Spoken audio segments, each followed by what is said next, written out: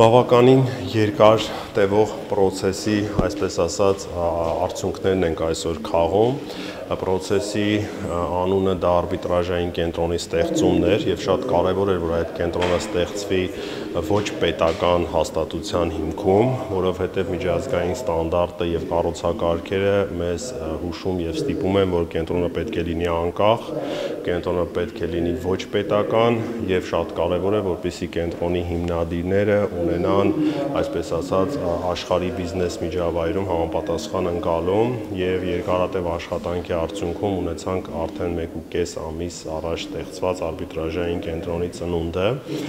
Հիմնադիրներն են Օրենսդրության զարգացման կենտրոն հիմնադրամը, որը այսօր Հայաստանի Հանրապետությունում իրավական մտքի գեներատորներից է, ABA-ը, աշխարհահռչակ եւ նաեւ Հայկական բարեգործական ընդհանուր միությունը։ Այսօր արդեն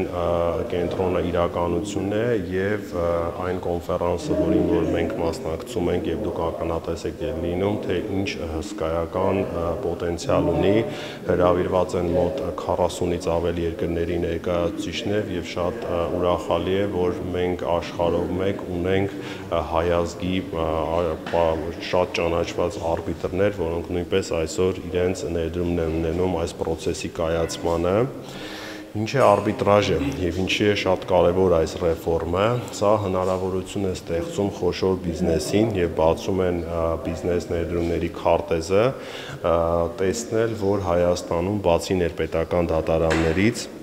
հնարավոր է վեճերի լուծումը տալ այլ ընկերությունների, այլ մասնավոր ճանաչված կառույցի, իսկ դա նշանակում է թե ներդրումների խթանում, թե ռիսկերի, այսպես ասած, դատական ռիսկերի համապատասխան կառավարում, արագություն եւ գործերը քննում են արբիտրաժային կենտրոնում ոչ թե մեր պատկերացրած այդ պատմուճանով դատավորները, այլ հենց մասնագետները, այսինքն եթե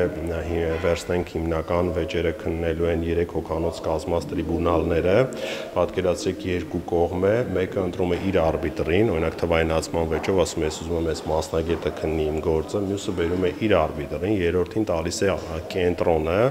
եւ այստեղ է, որ շատ նեղ մասնագիտական վեճերը կարողանում են քննել նման կարգավորումներով։ Բավարար մասնագետներ ունենք։ Հայաստանում ունենք բավարար մասնագետներ եւ այժմ իրականացվում են վերապատրաստումներ եւ նաեւ այսօր հրավիրված մեր միջազգային արբիտրները նույնպես կարող են ներգրավել process-ում, քանի որ արբիտրաժային վեճերի լուծումը տարածություն ինքնին չի ենթադրում է մասնագիտացում եւ այսօրվա թվային գործիքներով նաեւ բարդ վեճերում, որտեղ միգուցե կարող է մեր ներպետական մասնագիտական փորձը չհերիքացնել, չնայած չեմ պատկերացնում նման վեճ, բայց նաև հնարավորություն է ստեղծում, որ այլ